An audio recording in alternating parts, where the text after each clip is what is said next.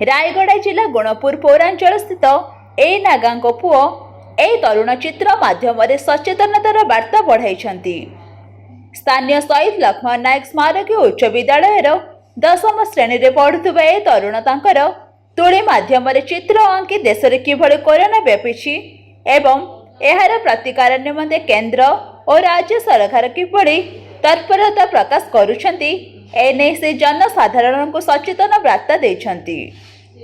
Corona मुकाबला नियोजित police विभाग, स्वास्थ्य विभाग और अन्य विभागीय कर्मचारी योगदान को तांकर चित्र माध्यम दर्शाई जनसाधारण को एमान कर्तव्य निष्ठा उपरे बार्ता देछंती।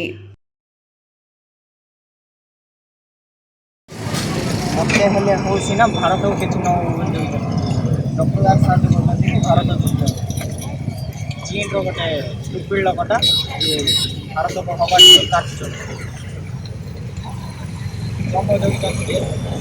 किए मारे से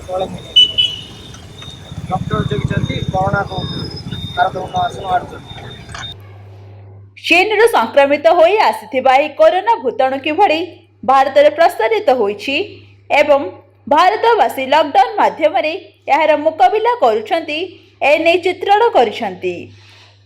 से आंकिथिबा चित्रगुड़ी को स्थानीय नूतन बस स्टैंड ठारे उपस्थापन करी जनसाधारण को आंकिथिबा समस्त चित्रर उद्देश्य बुझेबा सह जन सचेतनता सृष्टि करथिले। ए तरुणक एभली प्रयास को स्थानीय अंचल भूयसु प्रशंसा करा जायछि। रायगड़ा जिल्लारू हरिहर शतपथी रिपोर्ट, कलिंग दर्पण।